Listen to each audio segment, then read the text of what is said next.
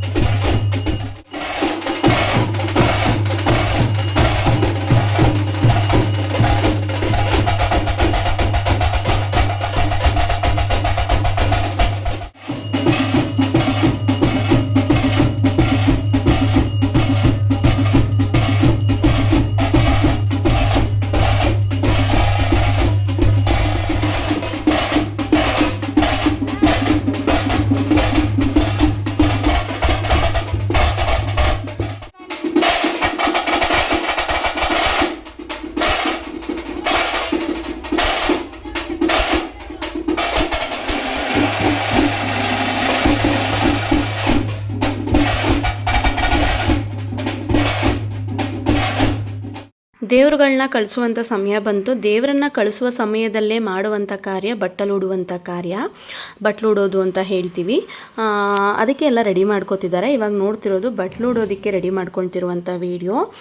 ದೇವರುಗಳೆಲ್ಲ ಹೋಗೋ ಸಮಯದಲ್ಲಿ ಮಾಡ್ತಾರೆ. ಆಯುಧ ಪೂಜೆ ಸಂದರ್ಭದಲ್ಲೂ ಕೂಡ ಕೊನೆಯ ದಿನ ನಮ್ಮೂರಲ್ಲಿ ಜಾತ್ರೆ ಮಾಡಿ ಈ ಬಟ್ಲೋಡಿ ಆಮೇಲೆ ದೇವರುಗಳು ಅವರವರ ಊರಿಗೆ ಹೋಗ್ತವೆ. ಈ ಬಟ್ಲೋಡೋದಕ್ಕೆ ಮೇಯ್ನಾಗಿ ಬೇಕಾಗಿರುವಂಥದ್ದು ಕಜ್ಜಾಯ. ಆಯುಧ ಪೂಜೆ ಸಂದರ್ಭದಲ್ಲೂ ಎಲ್ಲರೂ ಕಜ್ಜಾಯನ ತಗೊಂಡೋಗಿ ದೇವಸ್ಥಾನಕ್ಕೆ ಕೊಡ್ತಾರೆ.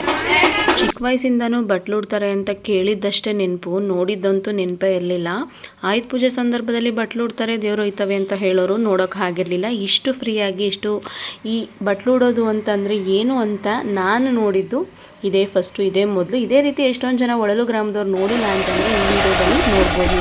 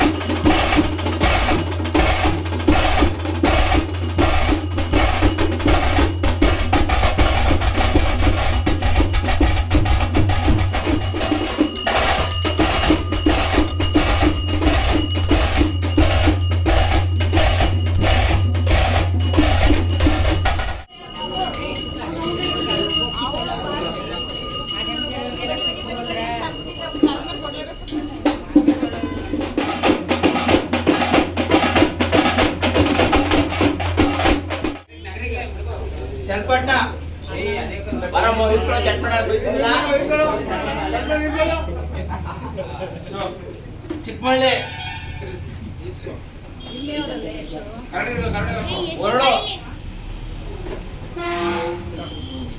ಎಷ್ಟು ಮಂದಿ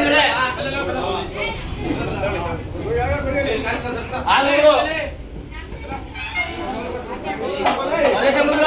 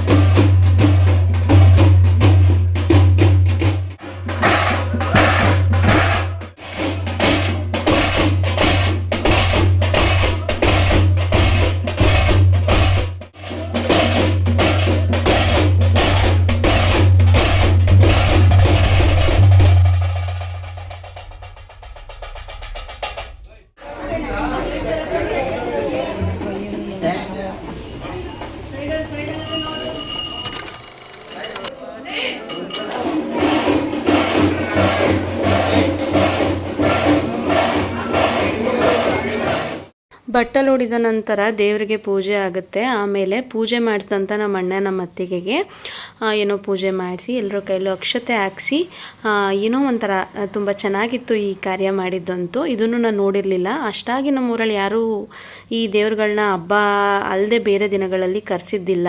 ಒಂದು 2-3 ಜನ, ಅದರಲ್ಲಿ ನಮ್ಮ ದೊಡ್ಡಮ್ಮ ಅವರು. ಇದೆಲ್ಲ ಯಾವ ರೀತಿ ಇರುತ್ತೆ ಅಂತ ನಾನು ಇದೇ ಫಸ್ಟು ನಾನು ನೋಡಿದ್ದು. ಖುಷಿ ಆಯಿತು.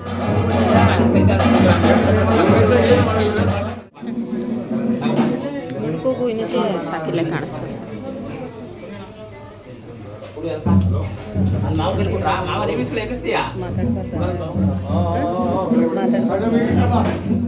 ಪೂಜೆ ಎಲ್ಲ ಆದಮೇಲೆ ಪ್ರಸಾದ ಕೂಡ ಕೊಡ್ತಾರೆ. ಆಮೇಲೆ ಎಲ್ಲ ಗುಡ್ಡಪ್ಪದಿರು ಮನೆ ಮಂದಿಗೆಲ್ಲ ಆಶೀರ್ವಾದ ಕೂಡ ಮಾಡ್ತಾರೆ.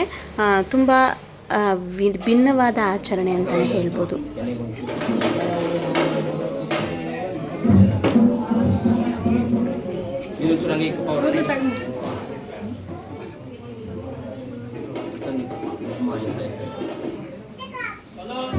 ವಾ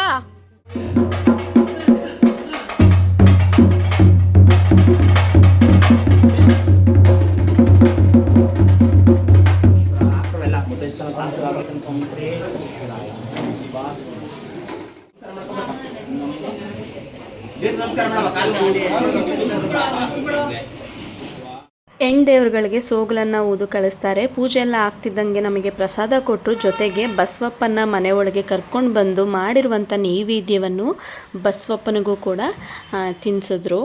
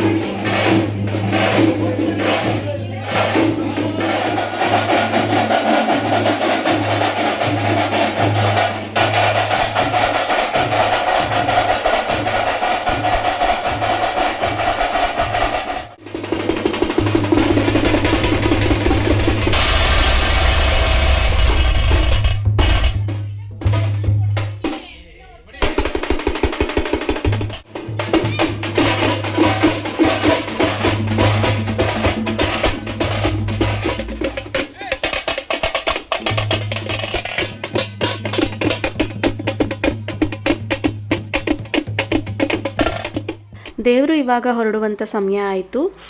8 ಕೂಟದ ದೊರೆ ದೊಡ್ಡಯ್ಯ, ಚಿಕ್ಕಯ್ಯ, ಏಳೂರಮ್ಮ, ಮಲ್ಲಿಗೆರೆ ಮಂತ್ರಿ ಮತ್ತು ಉಚ್ಚಮ್ಮ ದೇವಿಯ ಪೂಜಾ ಕಾರ್ಯಕ್ರಮ ಮುಗಿಯೋ ಹಂತ ಬಂದು ತಲುಪಿದೆ. ಇವಾಗ ನನ್ನ ತಮ್ಮ, ನನ್ನ ಭಾವ ಎಲ್ಲ ದೇವರುಗಳಿಗೆ ಹೆಗ್ಲು ಕೊಟ್ಟಿದ್ರು. ನಾವು ತಲೆ ಕೊಡೋ ಹಾಗಿಲ್ಲ, ಗುಡ್ಡಪ್ಪದಿರು ಮಾತ್ರ ತಲೆ ಕೊಡಬೇಕು.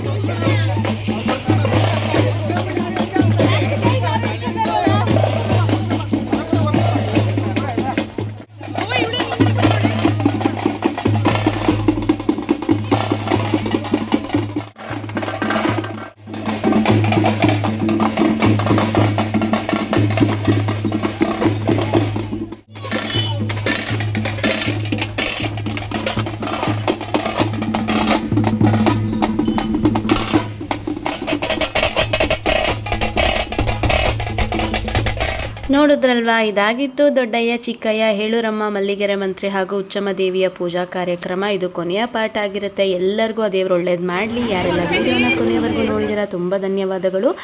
ಐ ಹೋಪ್ ವಿಡಿಯೋ ನಿಮ್ಮೆಲ್ಲರಿಗೂ ಇಷ್ಟ ಆಗಿರುತ್ತೆ ಅಂತ ಭಾವಿಸ್ತೀನಿ. ಈ ವಿಡಿಯೋದಲ್ಲಿ ಏನಾದರೂ ತಪ್ಪು ಮಾಹಿತಿ ಇದ್ದರೆ ಎಸ್ಪೆಷಲಿ ನಮ್ಮೂರಿನವರು ದಯವಿಟ್ಟು ಕ್ಷಮಿಸಿ. ನನಗೆ ತಿಳಿದಂಥ ಮಾತುಗಳನ್ನು ಆಡಿದ್ದೀನಿ ಅಂತ ಹೇಳ್ತಾ ಈ ವಿಡಿಯೋನ ಮುಗಿಸ್ತಾ ಇದ್ದೀನಿ. Thank you for watching.